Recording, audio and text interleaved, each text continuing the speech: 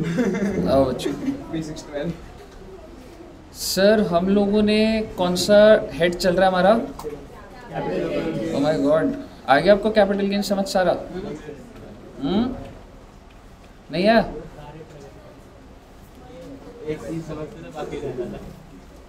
तो बच्चे हम लोगों ने कैपिटल गेन में देखा था कि भाई साहब अगर कोई भी कैपिटल एसेट होता है, अगर उसको आप बेच देते हो तो जो भी गेन होते हैं वो कहाँ टैक्सेबल हो जाते हैं?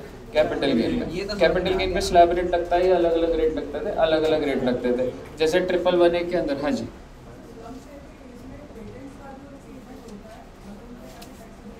स्लम सेल के केस में, हाँ दोस्त जो पेटेंट्स होते हैं ना, आपको मैं बताता हूँ, पेटेंट के ऊपर ना आपको पहले डेप्रिसिएशन लगानी पड़ेगी, वो पीजीबीपी में देखेंगे, फिर उसकी बुक वैल्यू आएगी, तो वो आप नेटवर्थ के अंदर ले रहे हो, कॉस्ट में ले रहे हो, ठीक है। बाकी एक बार क्लास के बाद बताइए, वो एग्जैक्ट बता दूंगा देखो क्या है। वैसे तो बता रहा हूँ स्लम सेल में वो चीज़ करते हो। मनीष डोर को भी बंद कर दिया नहीं तो आवाज़ जाएगी बाहर से, ठीक है। तो सर जी कैपिटल गेन के अंदर मुद्दे की बातें ये थी कि सर एक कैपिटल एसेट होना चाहिए, कैपिटल एसेट को ट्रांसफर करना चाहिए, और अगर आपको प्रॉफिट होगा तो कैपिटल गेन में टैक्सेबल हो जाएंगे। कैपिटल एसेट की डेफिनेशन किसमें थी बेटा? 2 क्लॉज 14। उसके बाद हमने ट्रांसफर की डेफिनेशन देख ली थी 2 क्लॉज 47 में, और उसके साथ ही हमने 47 पढ़ा था transaction not regarded as transfer. फिर हमने अलग अलग केसेस करे थे, जैसे कि slump sale, buyback, liquidation, insurance company में डिस्ट्रॉय हो जाना अगर मैंने इंश्योरेंस करा रखी है, कंपल्सरी एक्विजिशन, 1037 के एग्जेम्पशन कि फार्मर का लैंड अगर ले लिया, कह सकता हूँ। उसके बाद हम लोगों ने शेयर्स को बेचना खरीदने पर किस तरीके से निकलेगा, 112A करा, ठीक है। 112 के अंदर टैक्स रेट देखे, 111A के अंदर देखे, जीरो कूपन बॉन्ड्स देखे, क्या मैं कह सकता हूँ ये सारी चीज़ें देखी। इंडेक्सेशन का कॉन्सेप्ट देखा, इंडेक्सेशन लॉन्ग टर्म में होता था, शॉर्ट टर्म में होता था, इंडेक्सेशन देखा। देन कॉस्ट ऑफ इम्प्रूवमेंट देखा, कॉस्ट ऑफ इम्प्रूवमेंट इंडेक्स होती थी। 1/4/2001 से पहले की कॉस्ट ऑफ इम्प्रूवमेंट को लेते थे, नहीं लेते थे? नहीं लेते थे। लेकिन अगर आपने एसेट पहले का खरीदा हुआ है then you have the option to take fair market value as on 1/4/2001। और लैंड एंड बिल्डिंग के केस में your fair market value can not exceed, fair market value can not exceed stamp duty value. ये last class हमने करा था। फिर हम लोगों ने लैंड एंड बिल्डिंग में देखा था कि भाई अगर आप बेचते हो तो सरकार कहती है नहीं जी नहीं, स्टैम्प ड्यूटी वैल्यू से नीचे तो जा ही नहीं सकता, वो याद है ना 110% का। फिर वैल्यूएशन ऑफिसर का भी देखा था कि अगर आप बोल रहे हो कि फेयर मार्केट वैल्यू जो है बहुत ही कम है, स्टैम्प ड्यूटी वैल्यू बहुत ही ऊपर रख दी सरकार ने, तो case can be refer to valuation officer. इसके बाद हम लोगों ने अनकोटेड शेयर्स का देखा कि अगर मैं कुछ चीज़ बेच रहा हूँ उसकी मार्केट वैल्यू तो ज़्यादा है पर अगर कम है तो सरकार ने बोल दिया मार्केट वैल्यू लेंगे जी, सेल कंसिडरेशन। मुझे बताइए इस तरीके से हम लोगों ने सेक्शंस करे हैं। अगर मैं मुद्दे की बात करूँ, हर केस में हम क्या कर रहे हैं, मेरे को पहले सेल निकालना होता है, उसके बाद मेरे को क्या निकालना होता है? Cost. If it is long term indexed, if it is short term then only cost, then cost of improvement. यही 3 चीज़ें ही चल रही है ना। केसेस अलग अलग हो रहे हैं लेकिन हम समझ रहे हैं कि हाँ भाई ये ट्रांसफ़र है कि नहीं है और किस तरीके से कॉस्ट निकलेगी। आइए मैं अब आपके साथ जो हमारा एग्जेम्पशन का पॉइंट है, एग्जेम्पशन समझते हो? याद करो बेटा, मैंने तुम्हें ना फॉर्मेट लिखवाया था एक, याद करो फर्स्ट डे जब आप आए थे, हमने जब कैपिटल गेन स्टार्ट करा था तो हम लोगों ने एक फॉर्मेट लिखा था, एग्जैक्टली, सेल कंसिडरेशन, उसमें से index cost of acquisition, index cost of improvement, और आपके ये क्या आ जाता था? Gross long term. मैं आपके साथ अगर मैं आपको बोलूँ ना सर ये इसके ऊपर की कहानी ओवर हो गई है क्या, तो बेटा इसके अंदर ना सिर्फ एक वो जो मैंने लास्ट में रिवर्स मॉर्गेज शुरू करा था, मैं आपको बता दिया, वो थोड़ा लिखवाना है, एक पेज छोड़ेंगे उस पर, और एक वो जो स्पेसिफाइड एग्रीमेंट बच रहा था, तो वो दोनों मिलाकर एक ही पेज छोड़ना है आपने, ठीक है। वो छोटा से 2 एग्जाम्पल बन जाएंगे, हो जाएगा सिंगल पेज। तो सिर्फ एक पेज छोड़ दो, स्पेसिफाइड एग्रीमेंट कर लेंगे, तो टेक्निकली तुम अपने दिमाग में ये बिठा सकते हो कि अब हमें ग्रॉस, मतलब ग्रॉस निकालना तो आ गया तुम्हें, इससे ज़्यादा केसेस नहीं है। और समझ रहे हो कि जितने भी केसेस बन रहे थे मैंने बना दिए तुम्हारे साथ। मुद्दे एक पेज छोड़ दे वो वाला सेफर साइड, ठीक है। आप मुझे बताइए, याद करो बेटा फॉर्मेट के अंदर यहाँ पर कुछ एग्जेम्पशंस लिखी थी, याद है? वो एग्जेम्पशन शुरू करने जा रहा हूँ। अगर आपने पहली एग्जेम्पशन समझ ली तो समझो कि बाकी की एग्जेम्पशन आपको समझ आएंगी। और पहली एग्जेम्पशन कौन सी स्टार्ट कर रहा हूँ? 54। हालांकि मैंने आपको लिखवाया था कि 54 है, 54B है, 54EC, 54F, ऐसे करके मैंने सारे नहीं लिखवाए थे, एक्सेट्रा करके छोड़ दिए थे। अब हम लोग एक्चुअल में बात करने जा रहे हैं जी क्या होती है ये एग्जेम्पशन। मेरा आपसे सवाल, ये GTI में से डिडक्शन मिल रही है क्या आपको? ये वो नहीं है बेटी, अभी भी तुम कौन से हेड के अंदर हो? कैपिटल गेन से बाहर नहीं गए अभी तक। जैसे तुमको एक चीज़ पता है ना कि सर जी हम लोगों के जो 5 हेड होते हैं, सर जी वो रिबेट है, वो टैक्स निकालते टाइम है। 87 है वो टैक्स निकालते टाइम। बेसिकली आप एक चीज़ समझिएगा, salary, house property, capital gain, PGBP and other source, ठीक है। इसके टोटल को क्या बोलते हैं? GTI। उसमें से क्या माइनस करते थे? तो मैं यहाँ पर नहीं हूँ, मैं अभी कैपिटल गेन के अंदर ही हूँ। मैंने कैपिटल गेन में गेन्स तो निकाल दिए, लेकिन सरकार कह रही है कि हम तेरे को कुछ एग्जेम्पशन दे देंगे इसी हेड के अंदर। और वो एग्जेम्पशन कौन से सेक्शन से स्टार्ट हो रही है सर जी? सेक्शन 54। आइए हेडिंग लिख लीजिए। इससे पहले मैं आपको बता देता हूँ, आपने एक एग्जेम्पशन करी थी 10 सबसेक्शन 37 की, वो जो फार्मर का लैंड था 2 साल के लिए यूज हुआ था, याद है? जिसमें कंपनसेशन 1/4/2004 के बाद मिली थी, याद है? तो हमने एक एग्जेम्पशन करी हुई थी प्रॉपर, जो 1037 की थी। आइए बच्चे शुरू करते हैं कहानी को।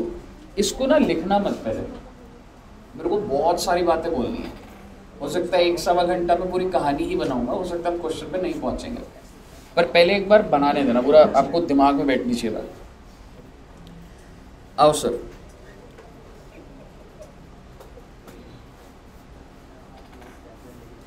Exemption under section 54।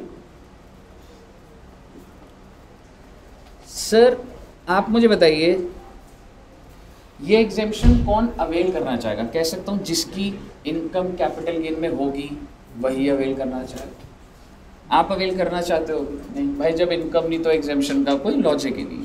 सर ये एग्जेम्पशन किसको मिलती है? मैं पहले वो लिख रहा हूँ, it is available to individual और HUF, ठीक है जी। ये इंडिविजुअल और HUF को मिलती है, ये लिख सकते हो। मतलब जब मैं डायग्राम बनाऊंगा ना, वो मत बनाना, उसमें काफ़ी चेंजेस आ जाएंगे। इंडिविजुअल और HUF ने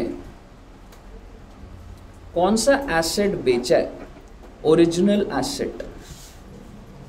ओरिजिनल एसेट बोले तो उनके पास कौन सा एसेट था जो उन्होंने बेच दिया? ये एग्जेम्पशन मिलती सिर्फ, आप ब्रैकेट में लिखो, वैसे तो ब्लड में चली जाएगी, लिख लो, who is the eligible assessee. आप कंपनियों के आपको 54 की एग्जेम्पशन मिलेगी? नहीं मिलेगी, ठीक है जी। एग्जेम्पशन किसको मिलेगी? सिर्फ और सिर्फ इंडिविजुअल और HUF। अब देखते हैं क्यों मिल रही है सर। क्योंकि इन्होंने जो ओरिजिनल एसेट जो बेचा है, मैं यहाँ पे ट्रांसफ़र भी लिख देता हूँ, वो क्या बेचा है? Land in. सर जी सिर्फ लैंड बेचा नहीं आएगा बेटा, इधर सिर्फ और सिर्फ प्रॉपर्टी की बात कर रहा हूँ। आप ब्रैकेट में कह सकते हो दैट इज। तो बेटे इंडिविजुअल और HUF ने क्या चीज बेची है बेटा? प्रॉपर्टी। सर ये लॉन्ग टर्म कैपिटल एसेट है या शॉर्ट टर्म होगा? लॉन्ग टर्म होगा। सर अगर मैंने 6 महीने पहले खरीदा और मैंने बेच दिया तो क्या मेरे को 54 की एग्जेम्पशन मिलेगी? नहीं मिलेगी भाई, अब वो तभी मिलेगी जब है लॉन्ग टर्म। एंड ऑब्वियसली आपको लॉन्ग टर्म कैपिटल एसेट से कौन से गेन हो गए हैं? Long term capital. तो सरकार कहती है जितने भी गेन है मेरे को दिमाग लगा के बोल दो। मैं एक एग्जांपल देता हूँ, एग्जांपल के तौर पे सपोज करो मेरी सेल कंसिडरेशन 1 करोड़ है, और क्योंकि ये लॉन्ग टर्म है तो index cost of acquisition 60 lakh है। So can you tell me what is my long term capital gain? 40 lakh. क्या आपके दिमाग में टैक्स रेट का फ्रेमिंग घूम रहा है? किस रेट पे टैक्स लगेगा बेटा इस पर? 40 लाख का गेन आ गया ना सर जी, आपकी ये सेल है, आपकी कॉस्ट है, इंडेक्सेशन के लॉजिक लगा दिए सारे, 40 लाख का है। मेरा आपसे सवाल, कौन सा टैक्स रेट क्या पकड़ो इसका टैक्स का? एक बार रिवाइज करते हैं सर, या तो शॉर्ट टर्म होता था या लॉन्ग टर्म होता था। शॉर्ट टर्म के अंदर एक 111 होता था और बाकी पे स्लैब। शॉर्ट टर्म तो है ही नहीं। लॉन्ग टर्म के अंदर क्या था, 112A या फिर 112। क्या ये 112A है? 112 भी वो 3 एसेट में था। 112 के अंदर कुछ चीजें लिखी हुई थी, पर ये किधर जा रहा था, अदर्स, वो जो जा रहा था ना उसमें कितना परसेंट। तो इसका मतलब 20 लाख के ऊपर अगर टैक्स 40 लाख के ऊपर 20% है, अगर कितना आ जाएगा बेटा?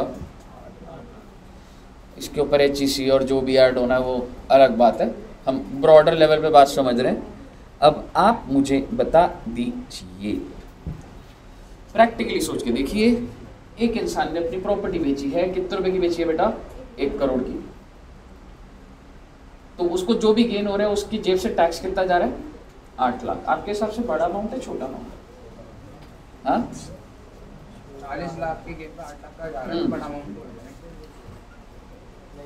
देखो चलो, मैं मे बी एग्जाम्पल मैंने उतना बड़ा नहीं बनाया, पर ये काफ़ी बड़ा अमाउंट है। सोचो 1 करोड़ की प्रॉपर्टी, आप 1 करोड़ की प्रॉपर्टी होती है एक मिडिल क्लास पर्सन के लिए 1 करोड़ काफ़ी होता है भाई, समझ रहे हो? तो अगर एक इंसान ने अपनी प्रॉपर्टी बेची 1 करोड़ की, तो उसको दिख रहा है भाई ये तो 8 लाख रुपए का टैक्स लग जाए। और ये मैंने कॉस्ट तुम्हारे पे लगा दी, चलो आप इसको चलो ऐसा मान लो ये 2 करोड़ की बेची होती और 60 लाख, बड़ी नॉर्मल बात है जी, कॉस्ट होगी 60 लाख। पुराने घर जो 20-20 साल पुराने हैं उसको आज के टाइम पे आप इंडेक्स भी कर दो ना, तो मान लो अगर 2 करोड़ की बिक रही है तो 60 लाख की आ रही है, तो मुझे बता दो 1.40 करोड़, इसमें 20% कितना हो जाएगा बेटा? 28 लाख रुपए। अब बड़ा लग रहा है आपको?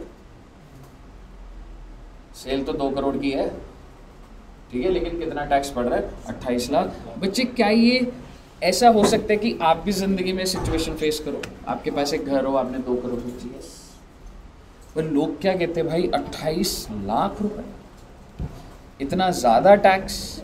तो सरकार कहती है कि क्या तुम इस 8 लाख को एग्जेम्प्ट करना चाहते हो?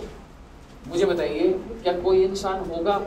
8 lakh is also a big amount भाई, 8 लाख टैक्स बहुत बड़ा अमाउंट होता है भाई। 1 करोड़, एक बात बताओ मेरे को, फायदा कितने का हुआ था? 40 लाख। 40 में से 8 चला गया, अब बड़ा लग रहा है आपको अमाउंट?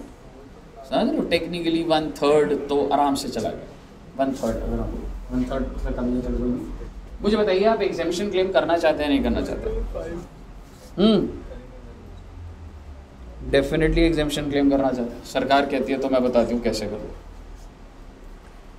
सरकार कहती है कि आप एक न्यू एसेट परचेज कर लीजिए। ओके, सरकार कह रही है कि तुम ना न्यू एसेट परचेज करो।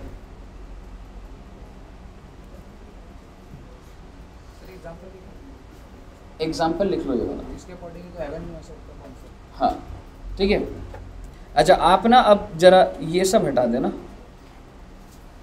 यहीं तक, कैपिटल गेन्स तक, क्योंकि वरना आप कंफ्यूज हो जाओगे। मेरे को गेन कितने के हो गए? 40 लाख। मैं बोला रहा है तो 40 लाख के गेन है, इस पर टैक्स लग जाएगा। सरकार कह रही है एक काम कर, एक और एसेट खरीद ले।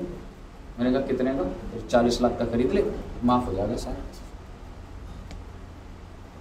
जितने भी आपके गेन्स हैं आप उससे उसी रुपए के गेन्स कितने के आपके, आप उसको इन्वेस्ट कर दीजिए, टैक्स माफ हो, आपकी गेन्स क्या हो जाएंगे? जीरो हो जाएंगे।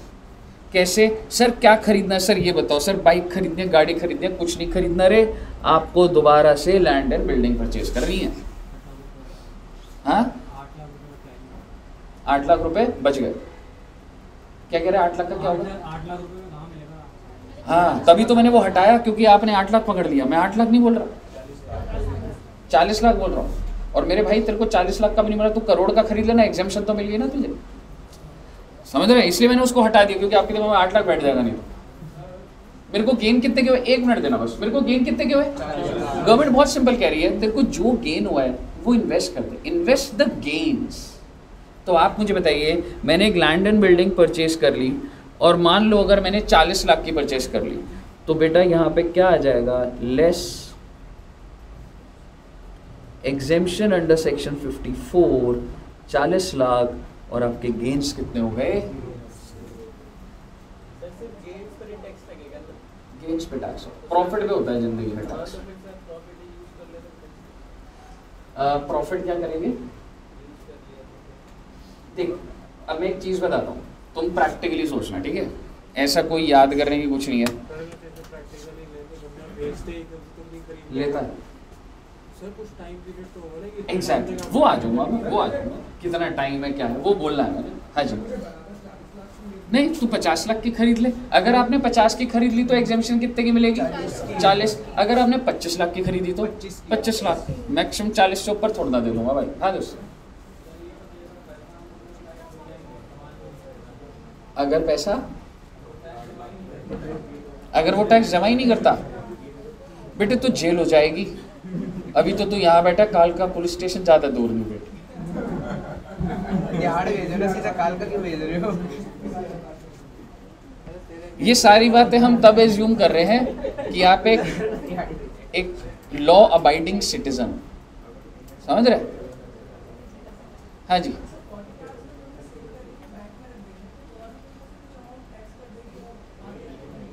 देख सीधी सी बात है, मेरी बात समझो। तेरे बैंक अकाउंट में कितना आया? ना ना 40 लाख क्यों आया रे? प्रैक्टिकली चलाओ रे जिंदगी को। मेरे भाई तूने मेरे को अपनी प्रॉपर्टी बेची है, मैं तो तेरे अकाउंट में 1 करोड़ डालूंगा ना। और ये कॉस्ट तो पहले की इनकर्ड है तेरी, ये तो बस मैं इंडेक्स कर रहा हूँ। तेरे अकाउंट में 1 करोड़ बढ़ा है, मैं आपके 1 करोड़ पे नजर, मैं सेल कंसिडरेशन का नहीं बोल रहा हूँ, मैं कह रहा हूँ तेरा गेन कितने का? 40 का ना। अपने उसे 1 करोड़ में से 40 लाख की एक प्रॉपर्टी खरीद ले, कोई कैपिटल गेन नहीं लगेगा। तो बताइए, क्लियर है? अब सर ये जो न्यू एसेट खरीदना है, लैंड एंड बिल्डिंग परचेज करना है, कितने पीरियड में? जैसे आप कह रहे हो सर एकदम से कैसे हो जाएगा? अच्छा, सिर्फ ना न्यू एसेट लिखना, परचेज काट दो। क्या मैं कह सकता हूं, हो सकता है कि तुम जो लैंड एंड बिल्डिंग है वो परचेज करो, या हो सकता है लैंड एंड बिल्डिंग को क्या करो? कंस्ट्रक्ट करो। If you are purchasing a new asset, it is to be purchased within 2 years or, अरे सर आप बिल्कुल एडजस्टिंग नेचर नहीं है आप। अच्छा, आप उधर क्यों नहीं लेते क्लास? क्यों? किसकी? विशाल सर, किसकी क्लास चल रही है? क्लास पहले चल रही है ना, मजा आता है आपको परेशान करने में। क्या भाई की शादी नहीं हो सकती? इनकी नहीं भाई, बहुत ही रिजिड नेचर जा रही है वहाँ पर। वो तो मैं सामने बोल दूंगा उनको, सुन ले। कल बहुत कुछ बोल रहे थे यार।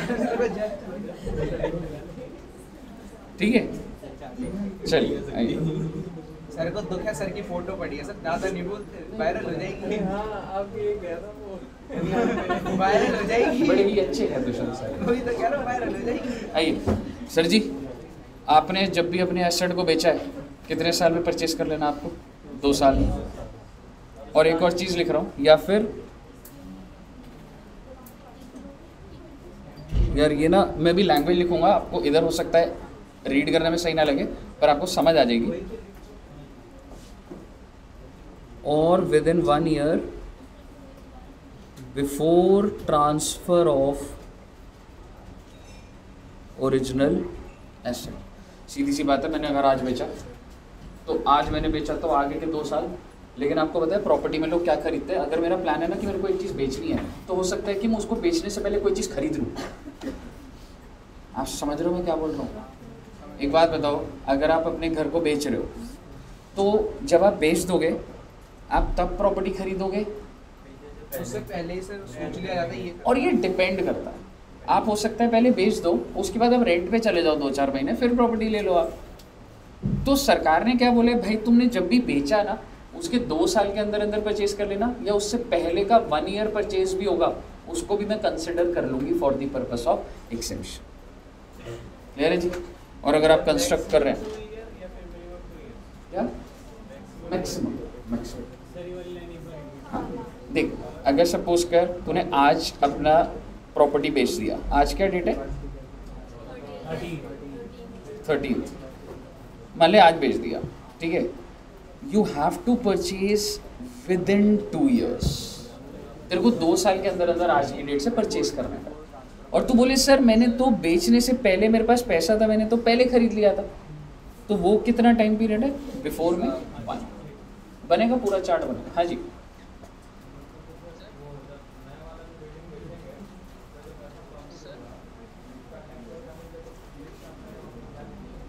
एक बार फिर से बोल, नया वाला क्या कह रहे हैं? एक घर खरीद लिया, वो सारा सब काला पैसा। अब जो नया खरीदा,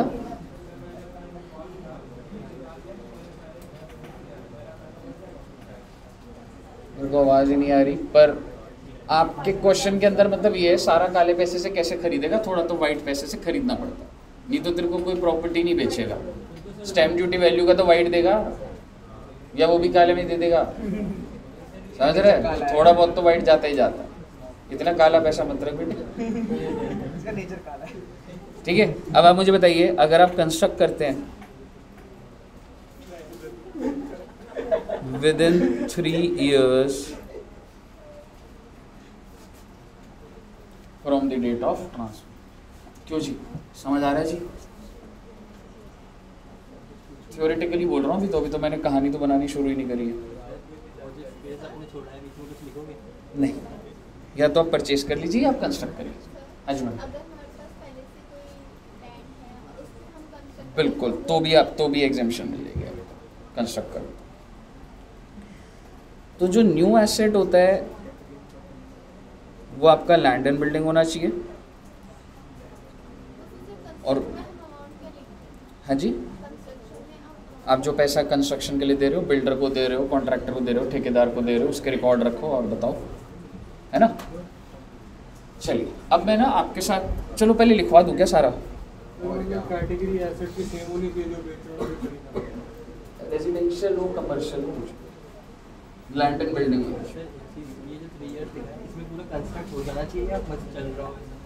तेरे को वो गेन्स कंस्ट्रक्ट कह सकता हो जाना चाहिए, अभी जब बताऊंगा तो उसमें और क्लैरिटी आएगी, ठीक है। अच्छा, एक चीज सुन समझना, ये लास्ट पॉइंट लिखवा रहा हूं, फिर आते बच्चे। The new asset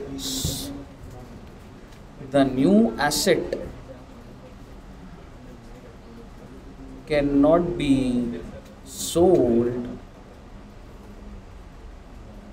up to 3 years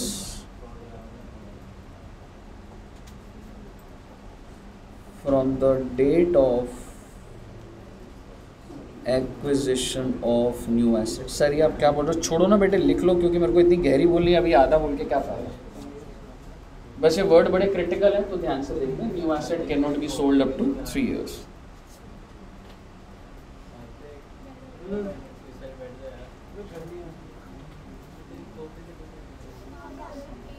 तू इधर आ जा, तो फिर मेरे को क्यों कर रहा है? कर दिया, ऊपर कर दिया मैंने। If new asset is sold with in 3 years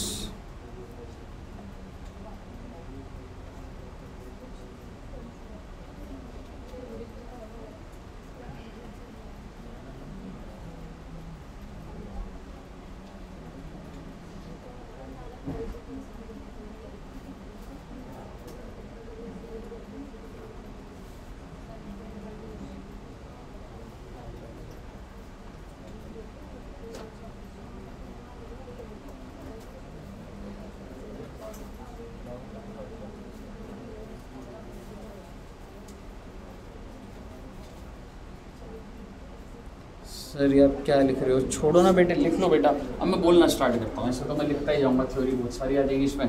आइए, बस इतना लिख लिया, छोटी छोटी बातें अब नीचे देख लेंगे। चलिए अब हम एक कहानी बनाते हैं जी, प्रैक्टिकल एग्जाम्पल बनाते हैं। Cost of new asset. आइए ये डायग्राम नोट मत करना, इसमें कई चेंजेस होंगे, प्रोविजन स्टेप बाय स्टेप आएगा। उससे पहले लिखा नहीं, कोई बात नहीं, कर दूंगा शेयर तो नोट्स हो, ठीक है। आइए सर, आप मुझे बताइए अभी अभी कौन सा फाइनेंशियल ईयर खत्म हुआ है, कौन सा previous year, rather I should say previous year.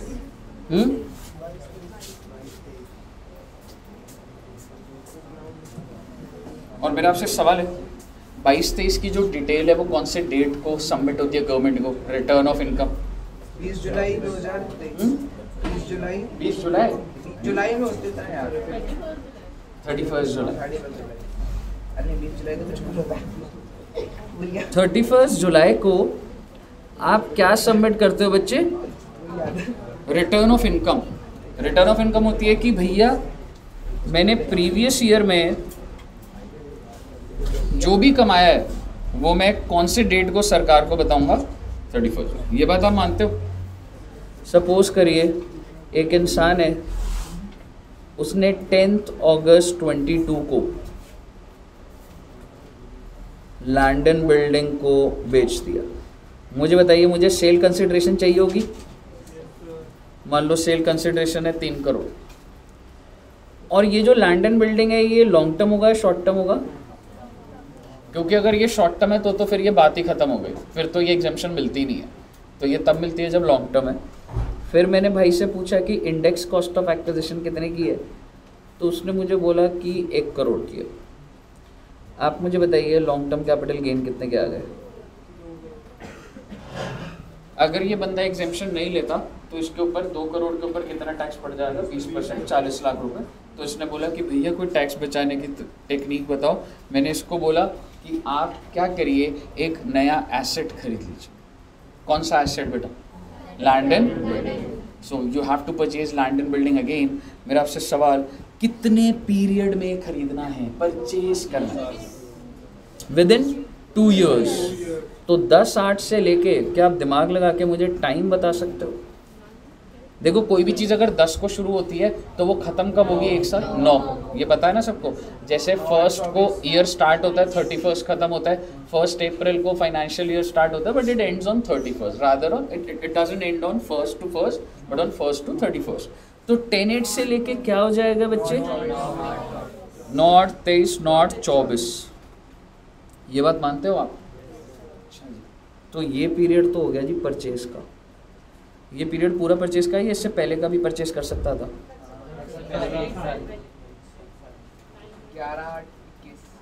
11/8 exact date, एक दिन का मेरे को कोई हिसाब नहीं करवाना, कोई दिक्कत वाली बात नहीं है। आप 10 से 10 बोल लो, मुझे कोई दिक्कत नहीं है उसमें। आप मुझे बताइए क्या मैं कह सकता हूँ? यानी कि अगर इसको भैया चाहे इसने ये विद इन 2 ईयर्स खरीद लेता, या अगर इसने इससे पहले भी परचेज करा है तो भी इसकी बात बन जाएगी। आपको बोले परचेज का टाइम पीरियड स्टार्ट है, समझ आ? अब मुझे बताइए कंस्ट्रक्शन का कितना था?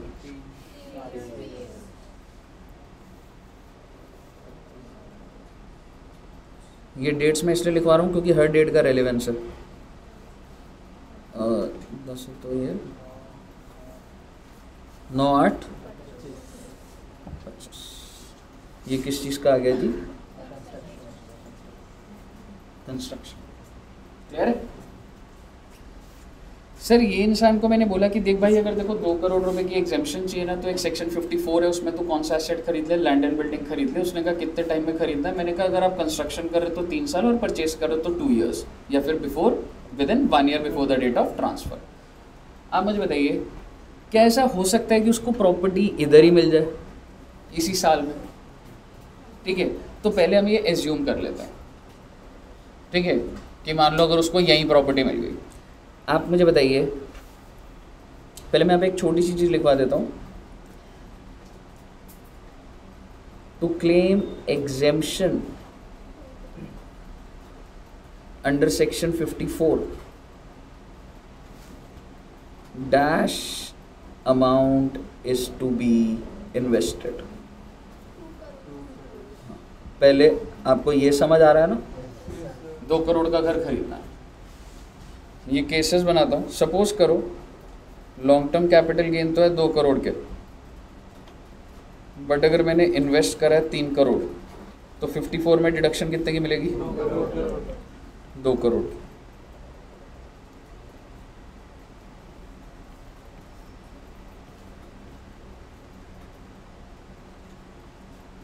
54 में मिल जाएगी जी 2 करोड़ की। Long term capital gain 2 crore के, मैंने इन्वेस्ट करा 1 करोड़। आपको बात क्लियर है कैसे डिडक्शन का अमाउंट निकल रहा है?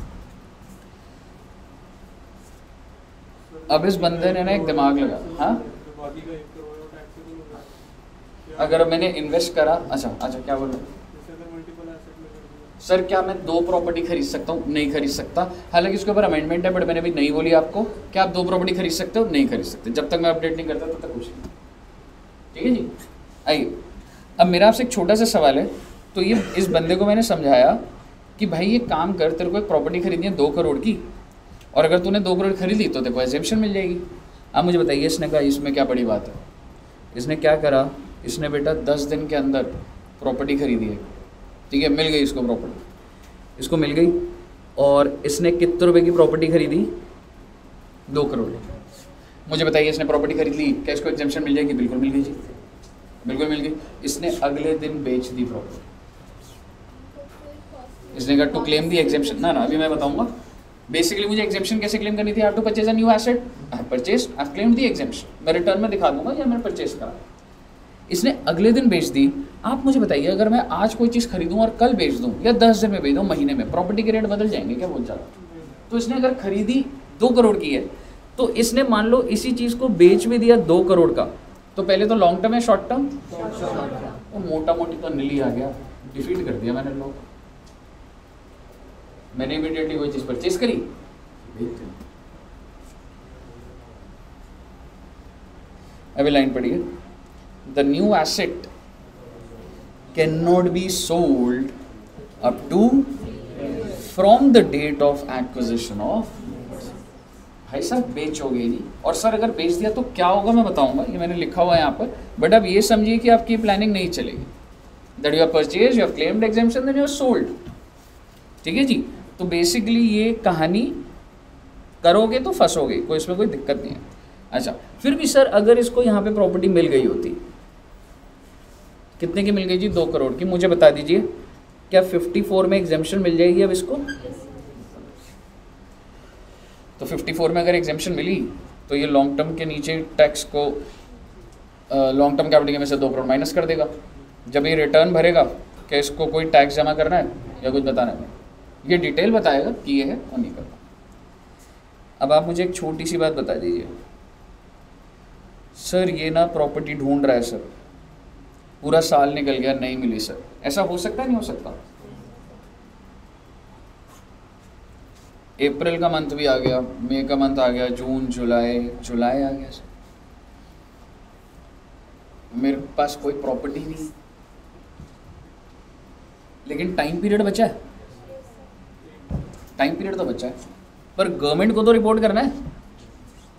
तो मैं गवर्नमेंट को क्या बोलूँ कि देखो गवर्नमेंट, मेरे को कितने का गेन हुआ है?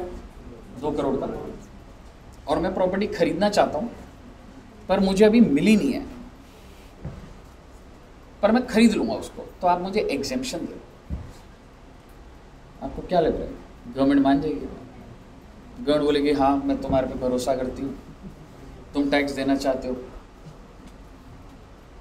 क्या गवर्नमेंट ये चीज़ को, आपके वर्बल कम्युनिकेशन को या रिटन कम्युनिकेशन को मान जाएगी कि चलो कोई बात नहीं, अभी तो टाइम बचा हुआ है, तुमने प्रॉपर्टी नहीं खरीदी है तो कोई बात नहीं, खरीद लेना, अभी मैं तुमसे टैक्स नहीं लूंगी? ऐसा होता है क्या? नहीं होता।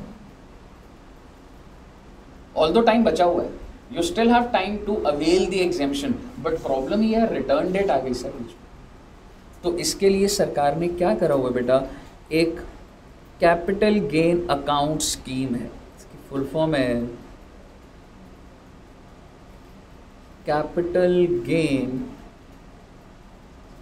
Account scheme.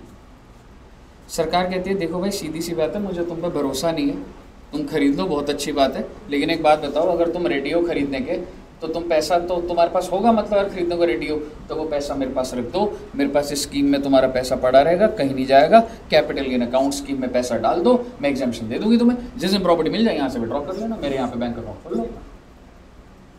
अब तो लेना ही चाहते हो ना प्रॉपर्टी, अपने पैसे को मेरे यहाँ रख दो बस।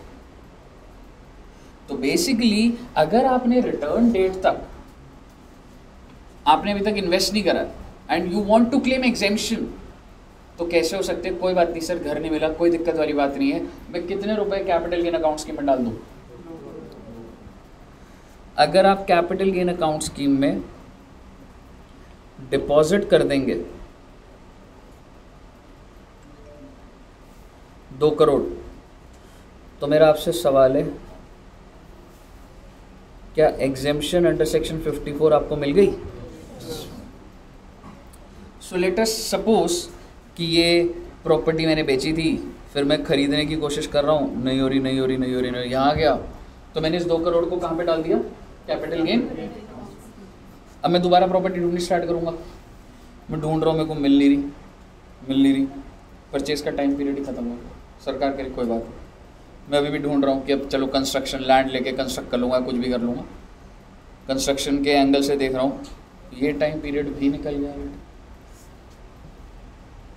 ना तो आपने परचेज करा ना कंस्ट्रक्ट, और आज वो दिन आ गए 9/8/2025।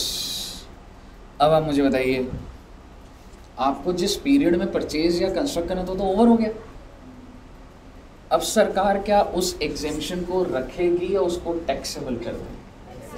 टैक्सेबल कर देगी। आपने कैपिटल गेन अकाउंट स्कीम में जो पैसा डाला है उसको यूज भी तो करना था, ऐसे थोड़ा ना बस उसको रखा हुआ तुम 10 साल बाद प्रॉपर्टी ले रहे हो, ऐसे थोड़ा ना होता है। तो बेसिकली ये कौन से साल में बच्चे बाहर चले गए? अब कहने से दिस इज इन 25-26। तो बेसिकली यहाँ पे मैं लिख रहा हूँ एग्जेम्पशन क्लेम्ड अर्लियर इन, क्या मुझे बता सकते कौन से साल में आपने एग्जेम्पशन ली थी? Year 22 will be taxable under the head capital gain। 23-24 previous year लिखा है मैंने, कौन से साल का टैक्स है तेरा? ये 22-23 है ना, तो जिस साल का टैक्स है वो लिखा जाता है कि 22-23 की टैक्स है, और ये कौन से साल में टैक्सेबल हो जाएगी बेटा? 25-26। एज लॉन्ग टर्म और शॉर्ट टर्म। ओरिजिनल क्या था? लॉन्ग टर्म एग्जेम्पशन थी, लॉन्ग टर्म, अब वो एग्जेम्पशन मैं आपसे छीन रहा हूँ तो वापस क्या हो जाएगा? As long term capital.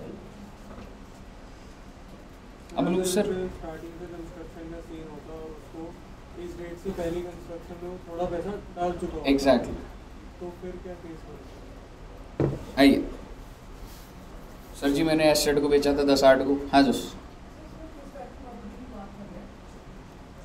किस पे? किस प्रॉपर्टी की? दोनों, ठीक है। हाँ जी, आपने बोला सर जी मैंने 10/8 को प्रॉपर्टी बेची, मेरे को 2 करोड़ का गेन हुआ, मेरे को 2 करोड़ इन्वेस्ट करना है, मेरे को एक जगह पसंद आ गई, वो मैंने उस पर कंस्ट्रक्शन शुरू भी कर दी। तूने लैंड खरीदा 50 लाख का, उस पर कंस्ट्रक्ट करा, ठीक है। तो सपोज कर तेरे को इन्वेस्ट कितना करना था in terms of construction of purchase? 2 crore. तूने 1 करोड़ का तो काम कर दिया, तूने कंस्ट्रक्शन स्टार्ट कर दी थी, 1 करोड़ का खर्चा हो गया, लेकिन ये ड्यू डेट आ गई, तो सरकार को समझा रहे देखो जी 2 करोड़ की एग्जेम्पशन चाहिए। सरकार ने बोला खर्चा कितना करा तूने अभी तक? कितना करा आपने? 1 करोड़। उसने बोला तो 1 करोड़ की एग्जेम्पशन मिलेगी। आपने बोला सर पूरी 2 करोड़ दे दो। उसने कहा ठीक है दे देंगे, जो भी एक्स्ट्रा है, जो भी 1 करोड़ जो आप एग्जेम्पशन लेना चाहते हो, जो आपने खर्चा नहीं करा, CGS में रख दो पैसे, कर सकते हो। आगे बोल देता हूँ, तुमको एग्जेम्पशन चाहिए थी 2 करोड़ की, तुमने 1.5 करोड़ की कंस्ट्रक्शन कर दी थी। मुझे बताओ कैपिटल गेन अकाउंट्स में कितना डालोगे? 50 लाख। अब इसके बाद तुमको सर 10 लाख की जरूरत थी, कंस्ट्रक्शन चल रही थी, so you can withdraw from here. तो अब आपको दोबारा एग्जेम्पशन मिल जाएगी क्या? आपको जैसे जैसे आप विड्रॉ करोगे तो एग्जेम्पशन थोड़ा ना मिलेगी भाई। हाँ जी बोलिए, क्या कह रहे हो? ब्याज देगी नहीं देगी ये पूछ रहा है सर सरकार ब्याज नहीं देती सर, यहाँ से नहीं कमाता है। ये पॉइंट मेरे दिमाग में भी आया था, तो मैंने पूछा एक बार से बोलना। एग्जैक्टली आता हूँ सर, ये एक बार पुराना वाला केस एनालाइज करते हैं। सर जी 2 करोड़ रुपए की एग्जेम्पशन थी, CGS में डाले हुए हैं और टाइम पीरियड निकल गया, कितना टैक्सेबल हो जाएगा? 2 करोड़। 2 करोड़ के ऊपर टैक्स लगेगा ना, तो इनकम क्या होगी 2 करोड़, उसमें कितना 20% लगा लो 40 लाख, सरकार 40 लाख होल्ड कर देगी, बाकी 1 करोड़ 60 लाख आपको रिलीज कर 20% फिक्स्ड है। हालांकि इसके ऊपर और कहानी बना सकता हूँ मैं, आपने टेक्निकली लेट पेमेंट कर रहे हो आप, उस पर इंटरेस्ट भी लगेगा, ठीक है, तो आप मोटा मोटी समझो जो टैक्स इंटरेस्ट बनता है वो गवर्नमेंट होल्ड कर लेगी और बाकी पैसा आपको दो। नहीं नहीं, ये साल है मैडम, इस साल की जब आप रिटर्न भरोगे तब हो जाएगा साल। हाँ जी, यहाँ तक कोई दिक्कत, यहाँ तक क्लियर है सब बच्चों को? अब एक बार जरा,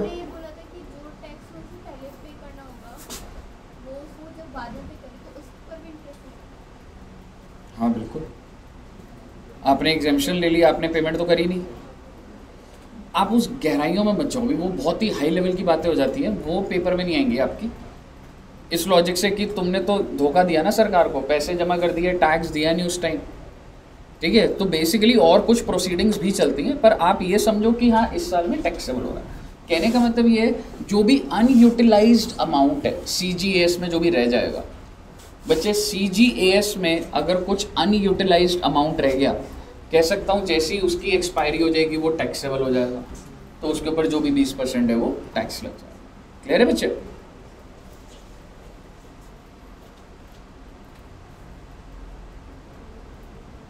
अब मैं आपके साथ एक सिचुएशन डिस्कस करता हूँ। आप मुझे बताइए, आपने लैंड एंड बिल्डिंग ये बेची थी, 2 करोड़ के गेन्स हुए थे, and you have purchased a new asset. मान लो तुमने 10, 12, 22 को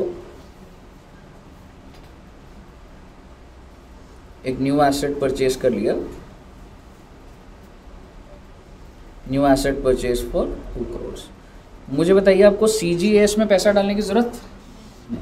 CGAS का कॉन्सेप्ट समझो कि इसमें पैसा तब डालना होता है जब आपने अभी तक पूरा का पूरा खर्चा नहीं करा और रिटर्न डेट आ जाती है, तो सरकार कहती है भाई जितना भी बच रहा है वो मेरे पास दे देना पैसा।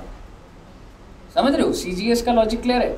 अब मेरा आपसे ये सवाल है, आपने इस एसेट को खरीद लिया 2 करोड़ का, क्या आपको एग्जेम्पशन मिल जाएगी? यस। अब मैंने इस पर एक कंडीशन लगाई थी, ये एसेट मैं बेच सकता हूँ, नहीं बेच सकता?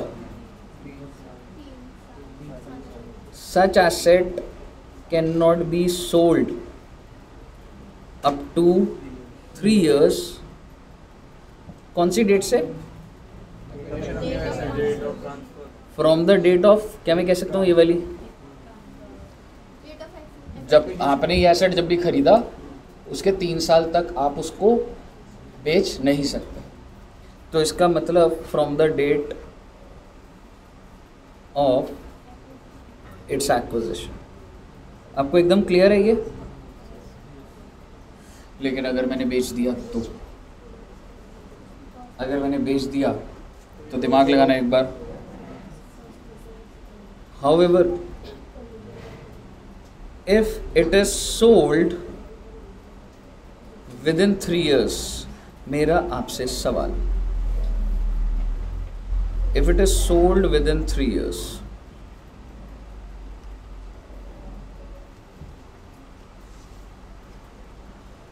आपने एसेट का परचेस करा था 10/12/2022, सर जी मैंने इसको बेच दिया, कितने पीरियड के अंदर अंदर?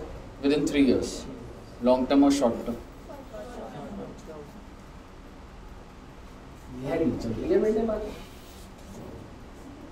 या कुछ भी हो सकता है, हर बार लॉन्ग टर्म होगा, हर बार शॉर्ट टर्म होगा, या सर लॉन्ग टर्म भी हो सकता है, शॉर्ट टर्म भी हो सकता है, तो डिपेंड करता है। क्या कहते हो? डिपेंड करता है। क्यों, किस पे डिपेंड करता है? मेरे पे, मैं जो बताऊंगा। हाँ, ये प्रॉपर्टी का टेन्योर कितना होता है रे? 24 महीने। यहाँ पे टेन्योर कितना? 3 साल। मान लो मैंने 27 महीने के बाद बेची तो लॉन्ग टर्म बन गया, और अगर मैंने 12 महीने के बाद बेची तो कोई भी गेन आ सकता है भैया। ये जो नया एसेट अगर तुमने विदिन 3 इयर्स बेचा है, it can be long term और शॉर्ट टर्म, कुछ भी आ सकता है। यही बात लिखी है मैंने ऊपर। If the new asset is sold within 3 years, तो आपको लॉन्ग टर्म भी हो सकता है गेन किसी एसेट पे, और शॉर्ट टर्म भी हो सकता है। और अगर तुमने ऐसा कर दिया तो मुझे बता दो, क्या तुम्हारी एग्जेम्पशन तुमसे छीन नहीं लेनी चाहिए? क्योंकि तुमको बोला था कि देख भाई तू एसेट परचेस कर रहे तेरे को एग्जाम्पशन दे दूंगा, और तेरे को मैं बोला था कि इसको बेचू मत 3 साल, तुमने बेच दिया इसको। तो सरकार क्या कह रही है, जो भी तुमने एग्जाम्पशन ली है कितने रुपए की, 2 करोड़ की, will be reduced from the cost of new asset. Sir ये क्या बोल दिया सर आपने? एग्जैक्टली, जब गेन को टैक्सेबल कर रहे हो तो उसकी कॉस्ट में से माइनस हो जाएगा, समझ रहे हो? तो या तो ये लॉन्ग टर्म होगा या तो ये शॉर्ट टर्म। अब मुझे एक बात बताओ, ये जो न्यू एसेट है क्या इसको जब तुम बेच रहे हो तो सेल कंसिडरेशन नहीं आएगी? इसमें से तुम लेस क्या करते हो? इंडेक्स कॉस्ट, क्योंकि अगर लॉन्ग टर्म है तो इसमें से कितना माइनस कर दूंगा मैं? 2 करोड़। इंडेक्स निकालने के बाद अभी मैंने लिखा index cost of acquisition minus 2। पहले कॉस्ट निकाल लो और उसमें से क्या कर दो? 2 करोड़। तो फाइनली क्या मैं कह सकता हूँ कहीं ना कहीं ये न्यू एसेट में तुम्हारे गेन्स बढ़ गए यार। ये न्यू एसेट तुमने बेचा, तुम्हारी जो भी सेल कंसिडरेशन मैं कह रहा हूँ 5 करोड़ है, पर तुमने अगर खरीदा था 2 करोड़ का तो उसी में से तो 2 करोड़ माइनस कर दिया मैंने, तो अपने अब गेन बढ़ गया तुम्हारे। और ये क्या टैक्सेबल हो जाएंगे? As long term. और मुझे बता दीजिए अगर ये शॉर्ट टर्म है जी, हाँ, तो sale consideration less cost of acquisition minus, तो जो भी आएगा वो क्या आ जाएगा बेटा?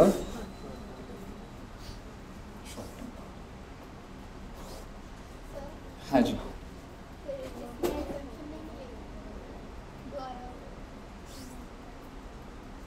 अब आप मुझे ये बोल रहे हो कि अब मैं इसको एग्जाम्प्ट करना चाहता हूँ, मिल जाएगा, ये ओरिजिनल बन गया। अब अगर आपको ये एग्जाम्पशन चाहिए तो आप एक नया एसेट खरीद सकते, पर जो नया एसेट खरीदोगे उसको आप बेच नहीं सकते। मुझे बताइए, मैंने बोल दिया जो बोलना था। हाँ जी। 50 लाख तो पहले टैक्सेबल हो गया, तो 1.5 ही माइनस करूँगा। मैंने तेरे को जो बेनिफिट दिया मैं वो चेंज प्रोसेस। अगर कोई चीज़ पहले ही टैक्सेबल होगी उसको दोबारा टैक्सेबल थोड़ा। हाँ जी बच्चे, यहाँ पर हाँ हो सकता, फिगर्स ऊपर नीचे करके कुछ इंडेक्सेशन करके लॉस आ हो सकता है। फिर वो पैसे देने पड़ेंगे। देख उस केस में क्या हो जाएगा, नहीं तेरे को तो बेसिकली अगर मैं बोलूँ पैसे देने नहीं पड़ेंगे, जो भी लॉस आएगा वो आप एडजस्ट कर सकते हो, मतलब कैरी फॉरवर्ड और सेट ऑफ के अंदर जो होता है पैसे वैसे किसी को नहीं देना। हाँ जी क्लियर है यहाँ तक? एक बार मैं आपको ना समराइज करता हूँ। मुझे बताओ बच्चे, मैंने ओरिजिनल एसेट कौन सा खरीदा था? Land and building. Long term या शॉर्ट टर्म? इसका जो भी कैपिटल गेन है अगर मुझे एग्जेम्प्ट करना है तो कौन से सेक्शन में हो सकता है? सेक्शन 54। अगर मुझे उसको एग्जेम्प्ट करना है तो मेरे को कितने रुपए इन्वेस्ट करने पड़ेंगे? जो भी मेरे कैपिटल गेन्स है। मेरे को इन्वेस्ट करने के 2 तरीके, या तो परचेस कर लो या फिर कंस्ट्रक्ट कर लो। परचेस कितने टाइम में? 2 साल में या 1 ईयर बिफोर। कंस्ट्रक्ट कितने टाइम में? 3 साल। सर अगर मेरे को प्रॉपर्टी सही नहीं लगी, ना मैंने परचेस करा ना कंस्ट्रक्ट करा, पर रिटर्न डेट आ गई, तो मैं किधर पैसा डाल दूंगा? Capital gain account scheme. और जब भी मेरे को प्रॉपर्टी मिल जाएगी मैं उस कैपिटल गेन अकाउंट स्कीम से पैसा विड्रॉ करके मैं वो प्रॉपर्टी खरीद सकता हूँ, ठीक है। बट मुद्दे की बात ये है कि मैंने कैपिटल गेन अकाउंट स्कीम में पैसा डाल दिया तो मुझे एग्जेम्पशन मिल जाएगी? मिल जाएगी। लेकिन अगर इसकी जो लास्ट डेट थी, जब भी वो एक्सपायर हो रहा है वो 3 इयर्स से, अगर उस डेट को कुछ भी पैसा उसके अंदर पड़ा ही रहा, कहने say that amount is called unutilised amount, जिसके ऊपर मैं एग्जेम्पशन ले चुका हूँ, वो क्या हो जाएगी बेटे? टैक्सेबल हो जाएगी। कौन से साल में? जिस भी साल में वो टेन्योर खत्म हो रहा है, और under the head capital gain as long term capital. यहाँ तक क्लियर है? इसके बाद बेसिकली अगर लोग एसेट खरीदते थे, मैंने आपको बताया प्लानिंग क्या करते थे, लोग खरीदते थे और फिर इमीडिएटली बेच देते थे, उससे एग्जेम्पशन मिल जाती थी। तो सरकार ने बोला जो नया एसेट है वो आपको कितने साल तक नहीं बेचना? 3 साल तक। अगर आपने बेच दिया तो ऑब्वियसली वो खुद ही कैपिटल एसेट है, लॉन्ग टर्म कैपिटल गेन भी आ सकता है, शॉर्ट टर्म भी आ सकता है, क्योंकि 3 साल है ना। अगर मैंने 2.5 साल तक होल्ड करा तो लॉन्ग टर्म होगा, और अगर 1.5 तक करा तो शॉर्ट टर्म होगा। तो बेसिकली अगर लॉन्ग टर्म हुआ तो भैया कोई दिक्कत नहीं, तुमने नए एसेट को जितने भी बेच रहे हो, तुम्हारी जो भी कॉस्ट है, तुमको जो हमने एग्जाम्पशन दी थी वो छीन लेंगे। कैसे छीन लेंगे? कॉस्ट में से माइनस करो, कॉस्ट में से माइनस करो। और अगर शॉर्ट टर्म है सर जी तो कॉस्ट में से माइनस करो। कहिए साहब, कोई दिक्कत यहाँ तक? हाँ जी।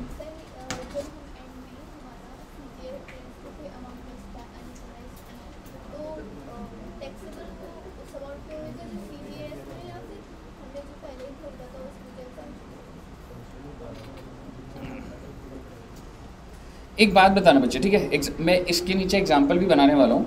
मुझे बताइए, इस मैंने जो आपके साथ केस बनाया उसमें मेरे को गेन्स कितने के थे?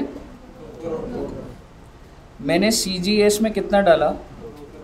2 करोड़। मैंने ना 1.5 करोड़ की प्रॉपर्टी कंस्ट्रक्ट कर ली थी, तो मैंने CGS में कितना निकाल दिया होगा? एंड में कितना रहेगा CGS में? अब आप मुझे इसके टैक्स ट्रीटमेंट बता दीजिए। सबसे पहले ईयर वाइज बात करता हूँ। 22-23 में मेरे को 2 करोड़ के गेन हुए थे, मुझे एग्जेम्पशन कितने की मिलेगी? पूरे 2 crore, because I have invested in CGS 2 crore. उसके बाद मैंने 1.5 करोड़ रुपए का CGS में से पैसा निकाला और कंस्ट्रक्शन कर, क्या मुझे दोबारा एग्जेम्पशन मिलेगी जिस भी साल में? अब जब ये खत्म हुई ये डेट, तो इसमें कितने रुपए पड़े हुए? इस 50 लाख को क्या करूँगा मैं? टैक्स से पूरा थोड़ा ना होगा मैडम, मैंने कंडीशन फुलफिल भी तो कर दी ना 1.5 करोड़ की। बताइए, क्लियर है? Very very very good. आया समझ? हाँ जी। जैसे जो कैपिटल गेन हुआ है उससे हमें कंस्ट्रक्ट करना है 30 साल के लिए, और अगर परचेज करना है तो 2 साल, तो वो पूरा पैसा परचेज में लगाना पड़ेगा, मतलब हाउस।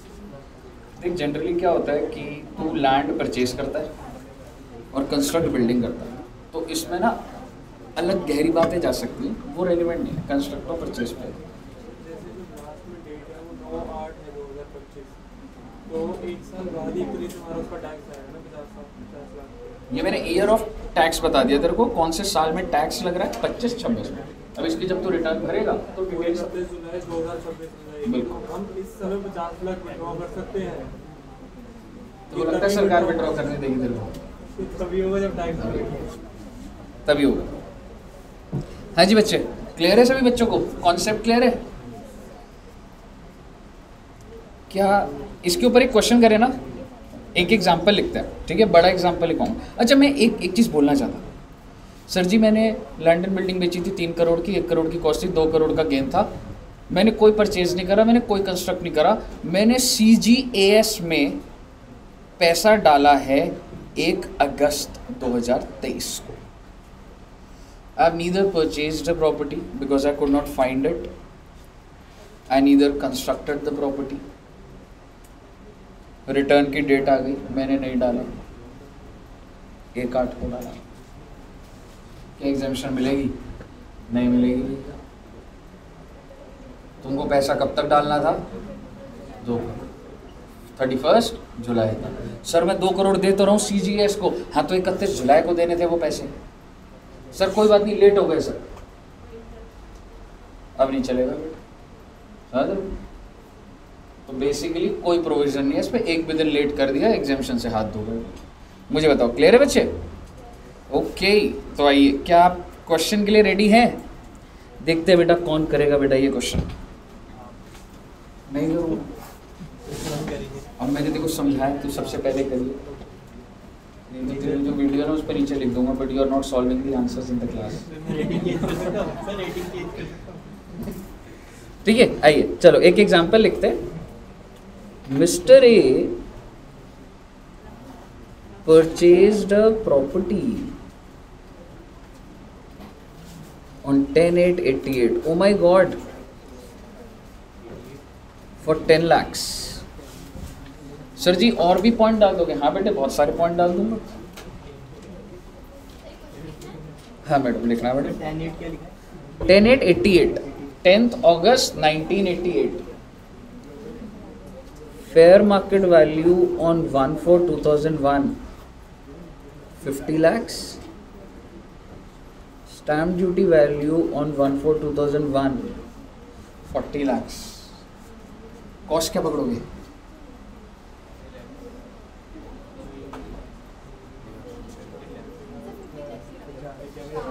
क्या रही? 40 लाख। ये प्रोविजन याद होना चाहिए रे। 44 तक हो सकता था। ना ना मैंने वहाँ नहीं लिखवाया 44 Stamp duty value से भाई, मैं जो लिखवा रहा हूँ ना वो एकदम बिल्कुल वो मैंने लिखवाया वहाँ पे, नहीं लिखवाया। यहाँ पर हाँ समझ रहे, वो सेल कंसिडरेशन पे है वो। एक बात सुन लो, हाँ एक बात सुन लो, एक बार आपको जितनी समझ आती है पहले मैं वो बता देता हूँ। आपने 10 लाख की खरीदी लेकिन फेयर मार्केट वैल्यू 50 लाख है, विच एवर इज हायर, लेकिन मैंने आपको एक लाइन लिखवा दी है वहाँ पर, the fair market value can not exceed stamp duty value. मैंने इसके अलावा कोई परसेंटेज की कोई बात नहीं करी वहाँ पर, 10% की मूवमेंट चल जाए कुछ नहीं। तो क्या आप स्टैम्प ड्यूटी वैल्यू से ऊपर ले लोगे क्या? ध्यान रखो बेटा, पेपर में क्वेश्चन ऐसे नहीं आएगा। एमसीक्यू जो सीएस के बच्चों का वो तो इतने का बन जाएगा, लेकिन जो बच्चों का न्यू कोर्स है या सीए है सीएमए है, उसमें अगर आपने स्टार्टिंग की वैल्यू गलत ले ली तो खत्म है कुछ। फिर तुम कितना ही सेल कंसिडरेशन लो, कितनी एग्जाम्पशन ले लो, वर्किंग तो खराब हो जाएगी सारी, समझ रहे हो? आइए, cost of improvement on 10/4/92, 10 lakh, oh my God, 10/4/2004, 5 lakh. Mr. A sold the property for 4 crores on 10/7/22.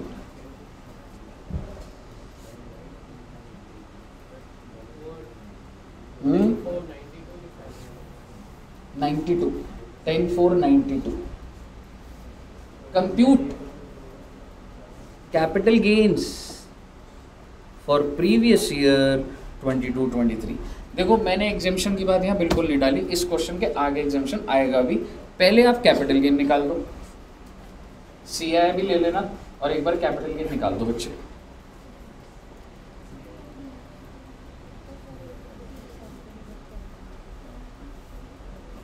इतना बड़ा मैसेज कर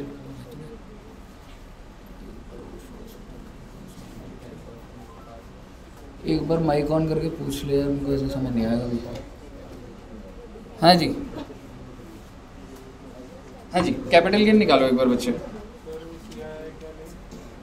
सीआई एक बार रेफर करो ना, बुक से रेफर करो ना। सीआई ऑफ 22-23 बताओ बच्चे, देन सीआई ऑफ 2001-2002 बताओ, देन सीआई ऑफ 2004-2005 बताओ। एक वाला बताऊं, 100 है ये वाला, 2001 वाला वो 300, ये वाला 100 है, ये वाला, और वो 323 होगा। ये तो मैं भी बता देता। 331 है, अब हो गया 2004-2005 का 113। चलो रे, निकालो रे कैपिटल गेन, निकालो रे फटाफट, निकालो रे, जल्दी निकालो, जल्दी करो बेटा, करना है मेरे पास। उसके बाद राइट वाला है जो दुश्मन करना चलाएगी।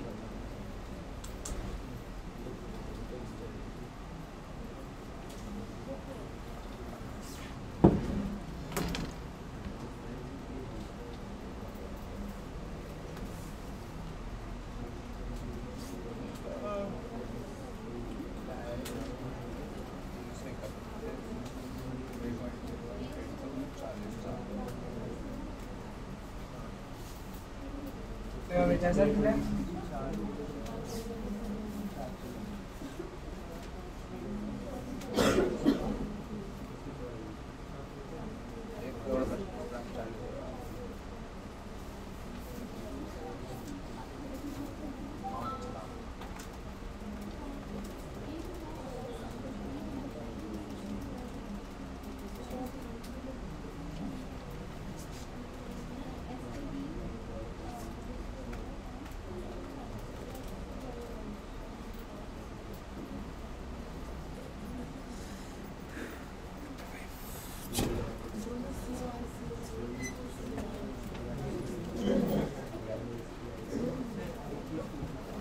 ये 100 जो आपने लिखा है, ये 1 2000 2001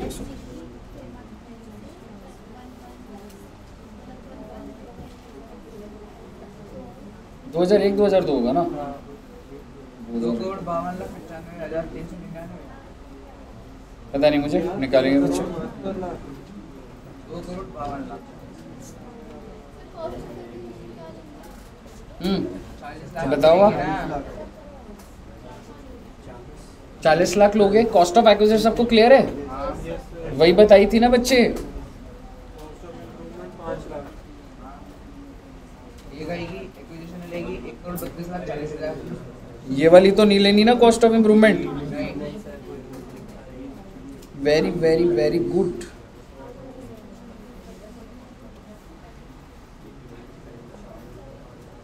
जी हो रहा है इसमें एक जीरो कम कर दिया। हाँ? सर 2,52,95,399। मेरे हिसाब से तो कैपिटल गेन इतने आ रहे हैं। क्या आ रहा है? माइनस में तो नहीं लग रहा है यार।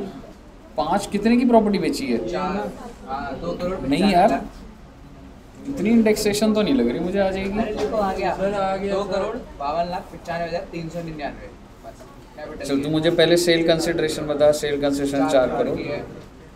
इंडेक्स कॉस्ट ऑफ एक्विजिशन बता। 1,32,40 1,32,40,000। इम्प्रूवमेंट बता। 14,64,601। 602.7 है वो। ठीक है। एक बार देखना बच्चे क्या आया क्या? 252.95,398। Oh my god, 2,52,95,390। हाँ जी, question. Sir purchase new asset वाला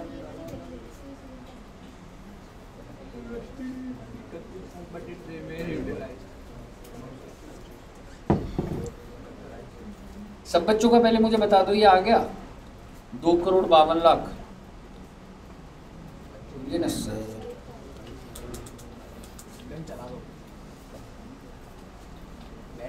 जय का आ गया आंसर। बस आ ही गया, रास्ते में अटका हुआ। जय is a very sincere. Sir आप बताइए कि तो इसको डाला मेरे टॉयलेट में मैं कह रहा खरीदा मैंने। ये मैंने लिया था, ये ऐसे पढ़ाऊंगा बच्चों। देखो सेल कंसिडरेशन आ गई सबकी। This is teaching tools. Index cost of acquisition और ये आ गया इंडेक्स कॉस्ट ऑफ।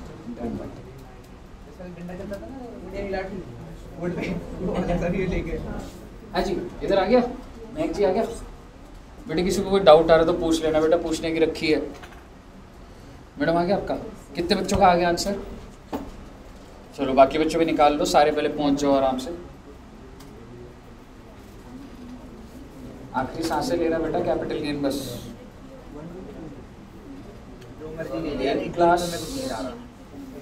एक क्लास में खत्म हो सकता है, पर 2 क्लास लगा लेंगे।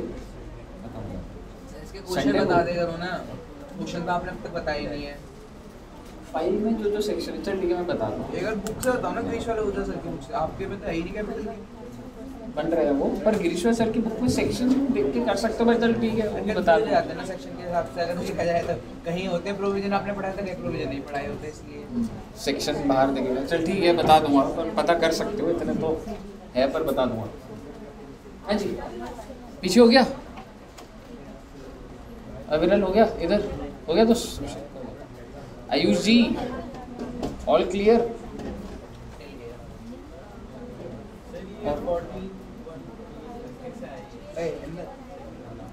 14,64,000 ऐसे आया। कॉस्ट ऑफ इम्प्रूवमेंट बताना भाई कितने रुपए के बच्चों? इनटू सी आई के ऊपर क्या लिखा?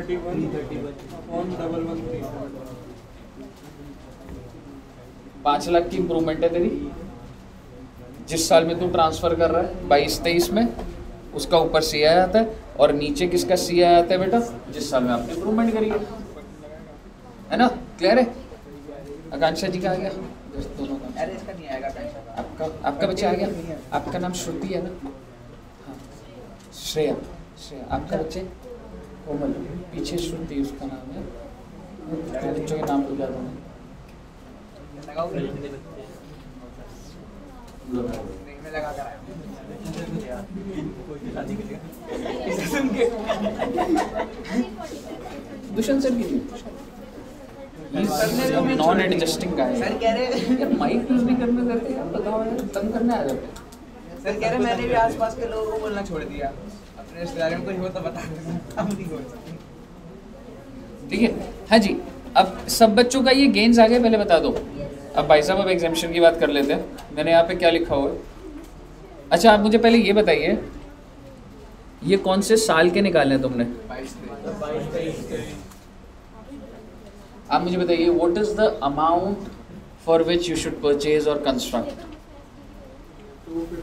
252,95,398। अगर मुझे एग्जेम्पशन लेनी है सारी की सारी, तो मेरे को कितना अमाउंट इन्वेस्ट करना पड़ेगा बेटा? ये वाला। अब आप मुझे बताइए, क्या मैंने इन्वेस्ट करा है या कैपिटल गेन में डाला है? ये देख रहे हो मैंने क्या लिखा हुआ है? यानी कि जितने भी कैपिटल गेन है मैंने कौन से दिन इन्वेस्ट कर दिए? तो आप मुझे इसका सोल्यूशन बताइए केस नंबर ए का। अगर मैं आपको बोलूँ 22-23 में तुमने लॉन्ग टर्म कैपिटल गेन कितने के निकाले थे? ये 25, 295,398। इसमें से माइनस हो जाएगा नहीं हो जाएगा? सारा का सारा माइनस हो जाएगा और लॉन्ग टर्म कैपिटल गेन क्या आ जाएंगे? पहली बात। So basically in 22-23 entire capital gains would be exempt because the entire capital gain amount has been invested in capital gain accounts scheme। कहिए साहब कैसी रही? सही रही सर? अब आप मुझे बताइए, इसमें पैसा डाल के सो जाओगे या आपको विद इन टाइम इसको विड्रॉ कर लेना है? कितना टाइम था? वो कंस्ट्रक्शन की लास्ट डेट थी बेटा, भूलना मत, छोटी छोटी बातें हैं वो। मैंने लास्ट डेट परचेज की नहीं पकड़ी थी, so it is always construction. तो मुझे बताइए वो 3 साल कब खत्म हो रहे हैं? 9725। तो अब आप मुझे बताइए इस साल की भी बात कर लेते हैं, 25-26। हाँ 3 साल खत्म हो रहे हैं ना। देख आपको ये डेट समझ आई मैंने क्यों लिखी हुई है? आपने ये एसेट को ट्रांसफर कब करा था? आपको कितने टाइम में कंस्ट्रक्ट करना है? 3 साल के अंदर अंदर ना। तो ये कौन से साल में अनयूटिलाइज्ड मान लिया जाएगा? कहने से 25-26 in the year 25-26।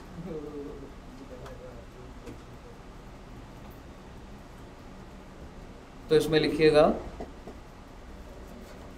exemption claimed in previous year 22-23 will be taxable in previous year 25-26 as long exemption claim। आपने जो भी exemption claim करी थी कौन से साल में बच्चे? 22-23। will be taxable in previous year 25-26 और कैसे taxable हो जाएगी? as long term capital। क्यों जी, सेट है कहानी? ओके यूटिलाइज नहीं हो जाए। अगर हमने यूटिलाइज इसमें 2,95,00,000 अगला केस बना देता हूँ, अगला केस बना देता एक साथ करना होगा या धीरे धीरे कर सकते हैं? हूँ। धीरे धीरे भी कर सकते हैं, 3 साल में धीरे धीरे कर सकते हैं। प्रैक्टिकली सोच के देख। जब अगर तू कोई चीज़ कंस्ट्रक्ट करेगा, हो सकता है कि धीरे-धीरे कभी तेरे को amount 10 लाख चाहिए, कभी 15 लाख चाहिए, तो धीरे धीरे विड्रॉ exemption ले कर सकते हैं। ठीक है। एग्जाम्पशन तो देखो पहले मिल गई होगी ना। हाँ मतलब पीएफ में अमाउंट तो विड्रॉ धीरे धीरे कर सकते हैं। पीएफ में नहीं, सीजीएस में। अरे पीएफ नहीं कह रहा कुछ क्या नहीं हुआ? सही कह रहा है। हाँ जी मुझे बताइए, यहाँ तक क्लियर है? अब आप मेरी बात ध्यान से सुनिएगा। केस बी में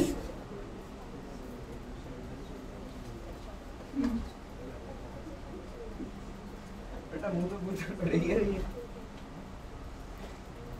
पहले मैं ये लिख रहा हूँ, एंटायर कैपिटल गेन्स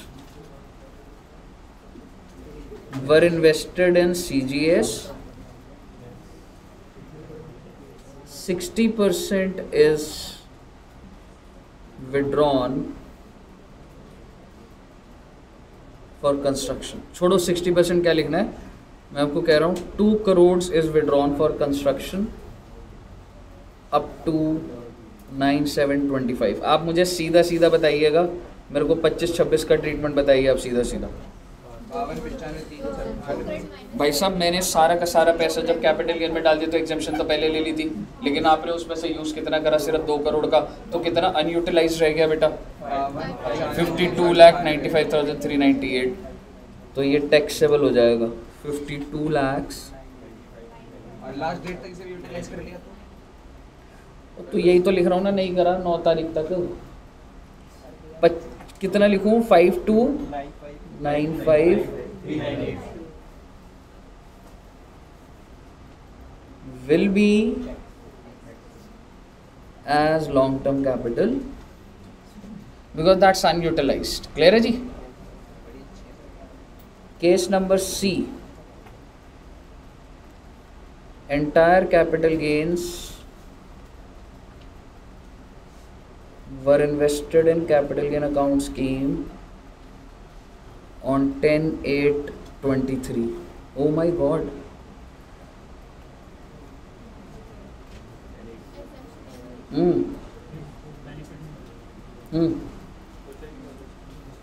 आपको किस डेट तक इन्वेस्ट करना था? 31 जुलाई तक करना था। आप 10/8 को कर रहे हो, क्या आपको एग्जेम्पशन मिलेगी? नहीं मिलेगी। अच्छा आप कह रहे हो नहीं सर बट परचेज का तो टाइम है, मैं परचेज कर लूँगा। भाई साहब गया वो, समझ रहे हो? आपको 31 जुलाई को कुछ ना कुछ उस पैसे का करना था। आप बोलो सर बट परचेज का तो टाइम है तो परचेज कर लेता हूँ। भाई अब क्या फ़ायदा, परचेज का टाइम तो है पर 31 जुलाई को CGS में डालना था पैसे को, समझ रहे हो? तो अगर मैं ये लिखूं, अच्छा ठीक है तो इतना लिखते हैं। तो कौन सा साल था बच्चे हमारा? 22-23। Entire capital gains will be, कोई एग्जेप्शन नहीं है। Okay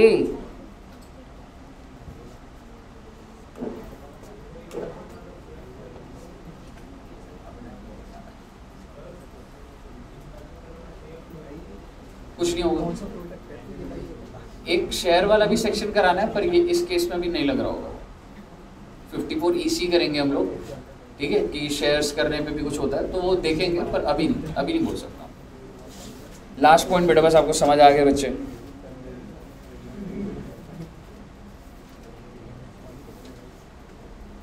new asset that is land and building was purchased on 10/5, 22-23 था ना साल, 10/5/23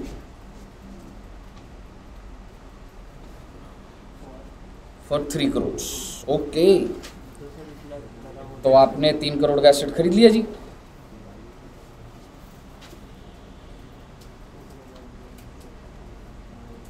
new asset was sold on 10/6/24 for 3.10 crores। Oh my god. तो बेटे जरा स्टेप बाय स्टेप सोचना बच्चे, बस ये लास्ट केस है। अगर आपको ये एक बार ये, चलो मैं ईयर वाइज बताता हूँ, मैं ही बताता हूँ, ठीक है? ये मतलब फर्दर एडवांस केस आ गया। आप मुझे बताइए मेरा साल चल कौन सा रहा था? 22-23। 22-23 में मेरे लॉन्ग टर्म कैपिटल गेन कितने के थे? 295, 2529 53।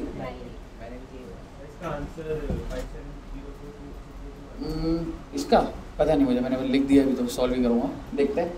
ठीक है आप मुझे बताइए 22-23 क्या मैंने एसेट खरीद लिया? 22-23 के अगर गेन्स है तो मुझे 2 साल के अंदर करना था। और क्या मैं कह सकता हूँ इसकी रिटर्न डेट क्या है? 31 जुलाई 23। मैं तो उससे पहले खरीद लिया। तो मुझे बताइए क्या मैं इसी में से लेस सेक्शन 54 करके कितना अमाउंट माइनस कर दूँ?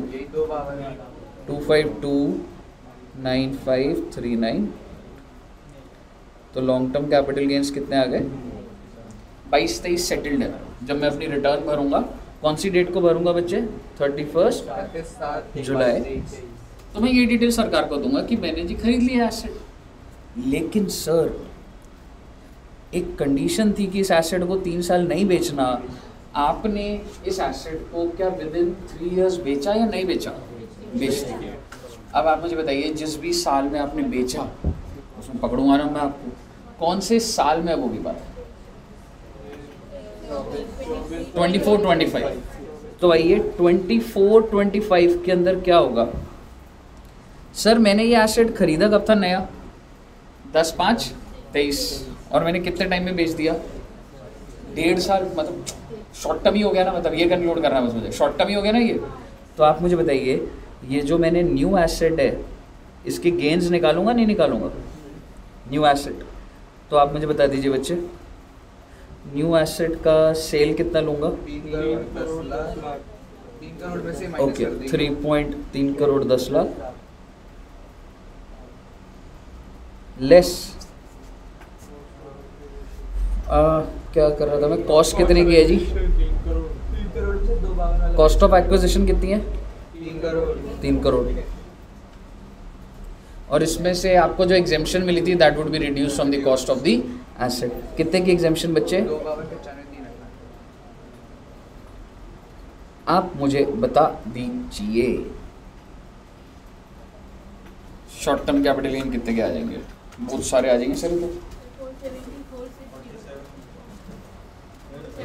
474 ये तो वो आ गया ना, ये नहीं आया, ये वो आया जो लेस करना है। 4704 4602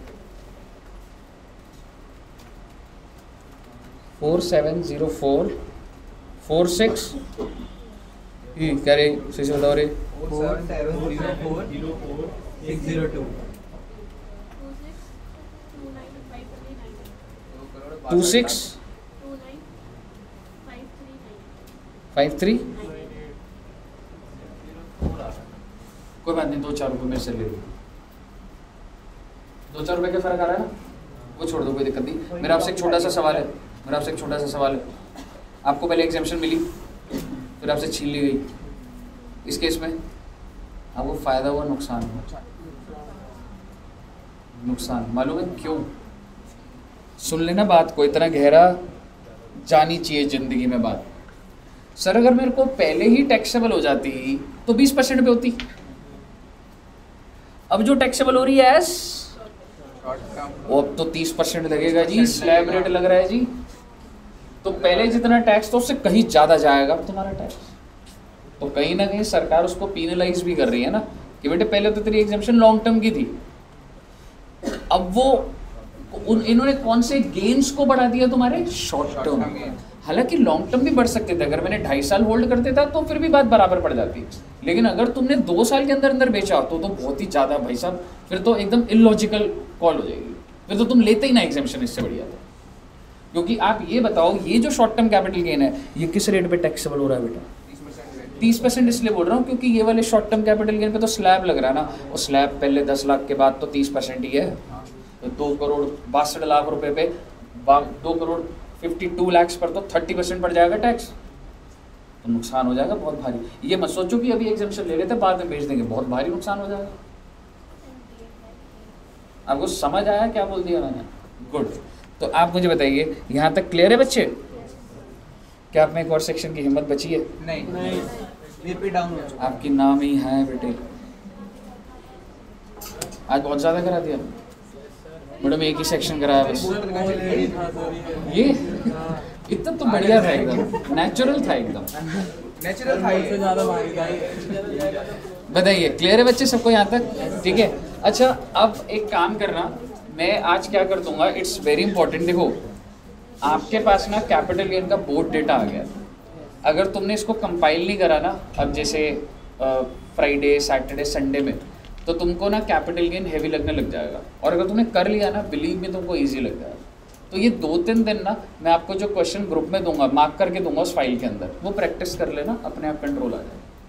ठीक है, मैं आपको फाइल भेज दूंगा, आज ही भेज दूंगा, और आपने क्या करना है, मेरे नोट्स और सिर्फ वो इलस्ट्रेशन, और कुछ नहीं करना।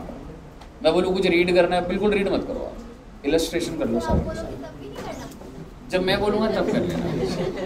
ठीक है, अभी आपने बोला था जब मैं बोलूं तो भी ना करता। हाँ जी, हाँ मैडम ये बनाना है, क्योंकि इसी से ही आपका सारा लॉजिक बना। ये मैं भेज रहा हूँ,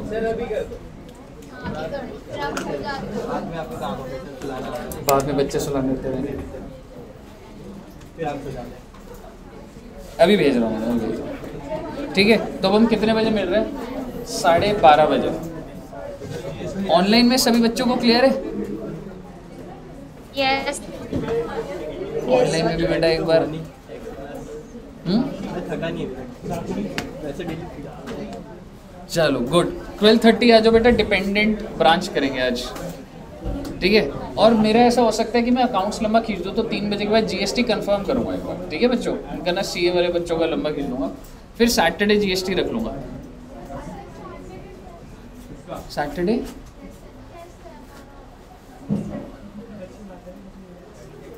तो सैटरडे कोई भी क्लास नहीं होगी मतलब? नहीं, आप सुबह आना ना।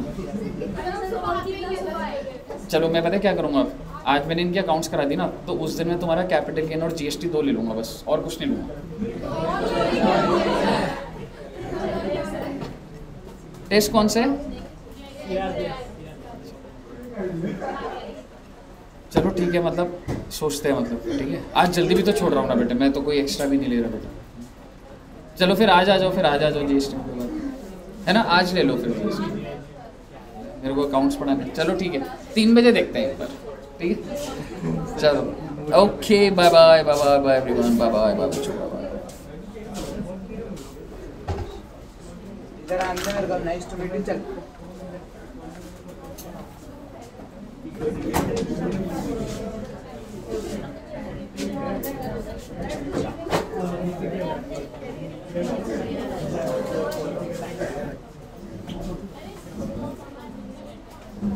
फॉरेन ब्रांच के हो गए थे भैया जी, आपका डाउट नहीं था?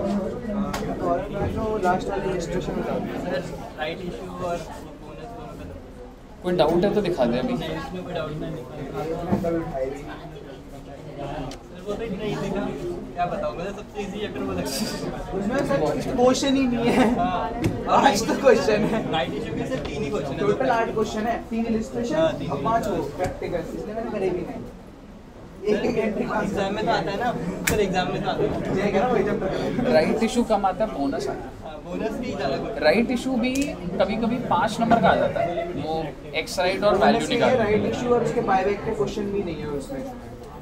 एक आधा था बायबैक शेयर बोनस बोनस के है। बोनस के सही बायबैक तो तुम्हारा ग्रुप 2 का है, आज बायबैक कराना है ग्रुप 2 में। एक बार पहले मैं डिपेंडेंट देखता हूँ, डिपेंडेंट थोड़ा ना समझाने में टाइम लगता है आज, तो उसको पहले स्टेबलाइज करना है। हमें तो लगा था बनना। क्या हुआ? एडवांस अकाउंट लाना था, मैं नहीं लाया। कोई बात नहीं, स्क्रीन पे दिखा दूंगा। भव्या जी आपका डाउट था ना अकाउंट्स में, हो गया क्लियर? सीएस के बच्चों की क्लास आई थिंक इधर होगी, हाँ?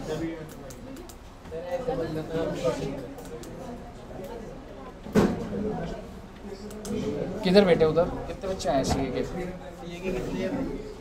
सीएस में 2 बच्चे मिलाकर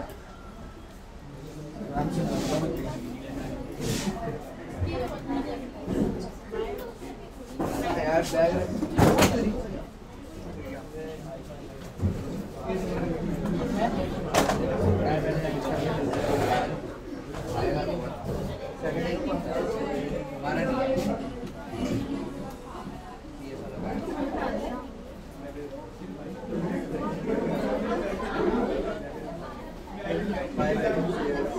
मुझे नहीं पता, ये तो बता बायबैक ऑफ शेयर देना वो मैं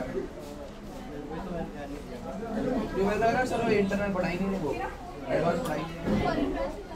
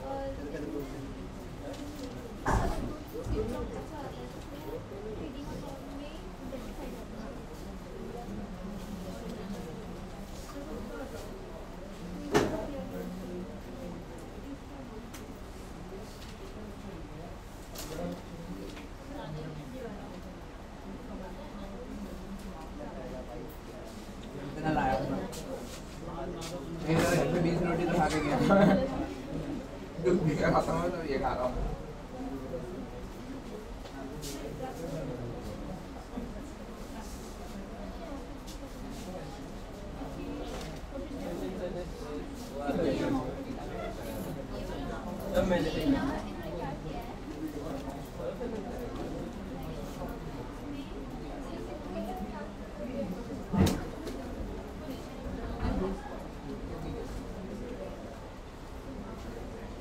क्लास कितने बजे है?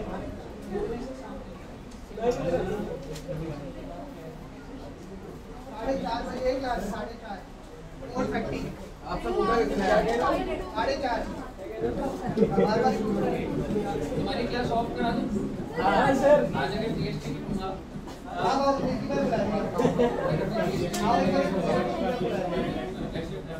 नहीं फोटो दिखाएंगे, फोटो पिंकी मैम दे रही, मैम दे रही, सर जल्दी पकड़ के ले जा रहे हो, इतना नहीं चलता सर, सबसे पकड़ लो।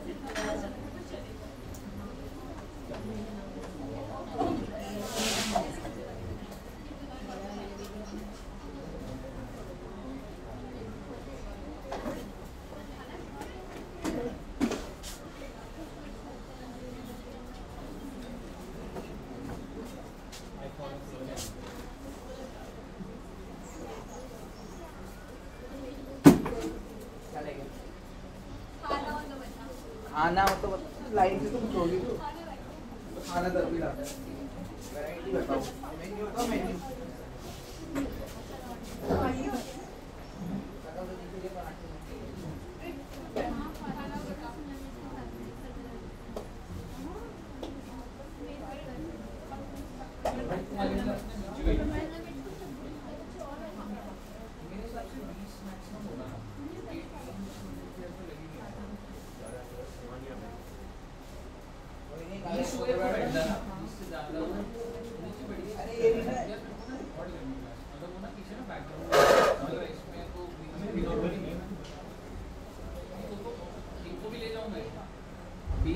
ये बच्चे होंगे पर मेरे ना बैकग्राउंड पीछे रिकॉर्ड नहीं होगा, काम करो ना, वो उठा के यहाँ इसी से नहीं चल रहा, अब वहाँ ज़्यादा सफोकेशन हो जाएगी, वो ज़्यादा बेटर होगा, उधर मतलब उधर बैठना वो नहीं, उधर ना थोड़ा सफोकेटिंग इसी के बारे में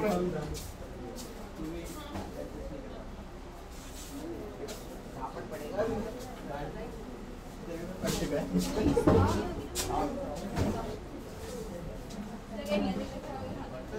यहाँ तो रखिए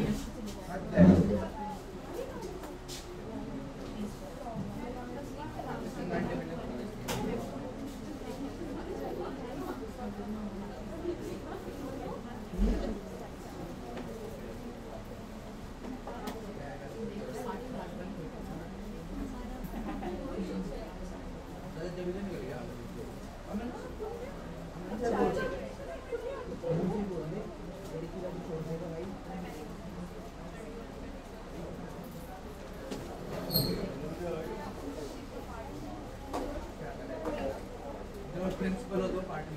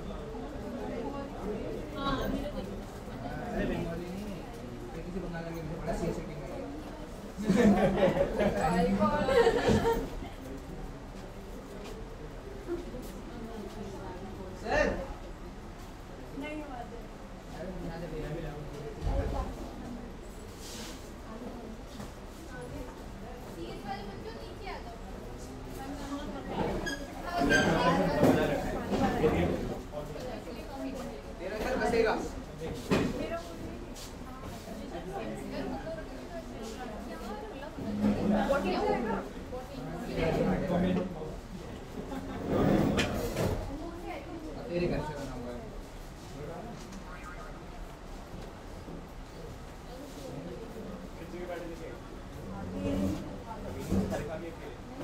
अपने में खेती है।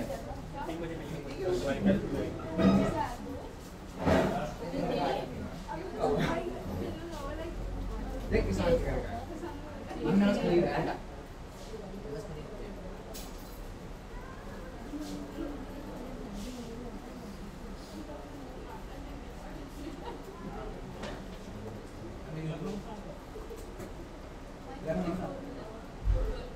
अमीर लोग हैं। और ज़्यादा नहीं भाई। बंदी स्टेटस से क्या कहते हैं स्टैंडर्ड ही है।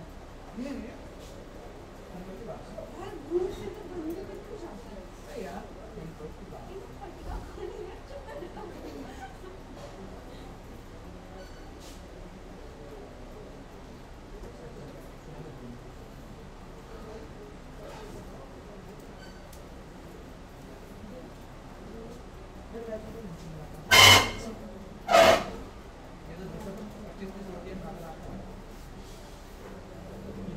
भाई पूरा शाम तक का एकदम जुगाड़ 6 बजे तक यहाँ रुकना आसान बात है। मैं तो एक दिन देख के आया काम ना जय फुल ऐसे टाइट ना ओए ऐसे टाइट होकर आता है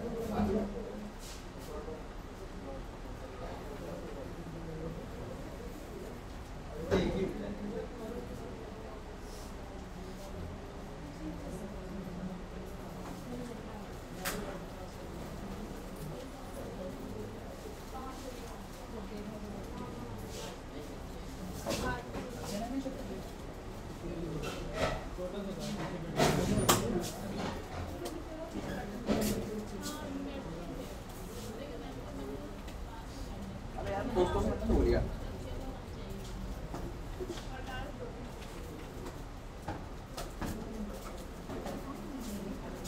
मेरे तरफ से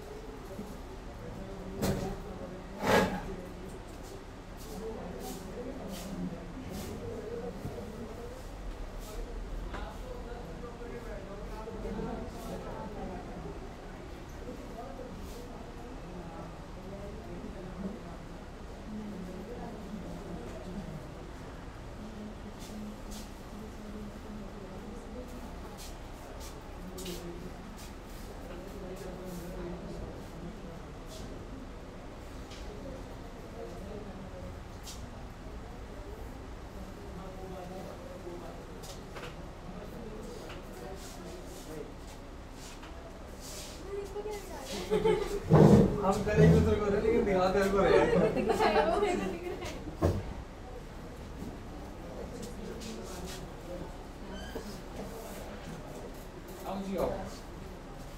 Let's begin.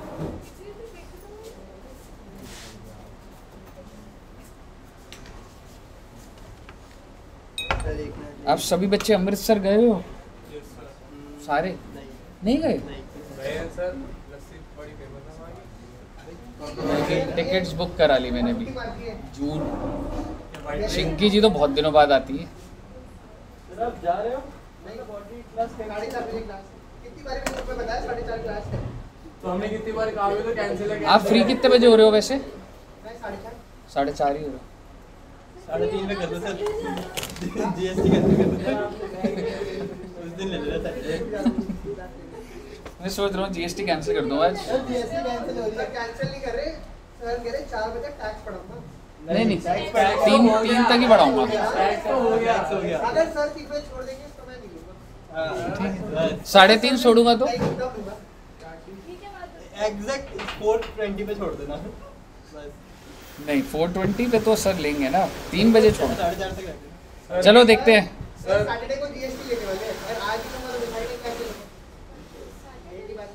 नहीं मैं सैटरडे जल्दी बुला लूंगा। मैं इसमें बुला लूंगा तो जीएसटी के लिए ठीक है। आज क्लास चालू होती है 11 नहीं 9 बजे 9 नहीं 11 अब 9 बजे होती है सर। 9 बजे होती है। 11 बुलाऊंगा तुम्हें। तब तो सर कुछ नहीं कर पाएंगे फिर। आज तो 10:30 थी। 10 से 11 बुलाऊंगा। तो मैं तो वैसे ही अभी कब तक सो देगा ना वाला। आओ जी आओ। आओ क्या आपको नहीं मिला परेशान नहीं सर।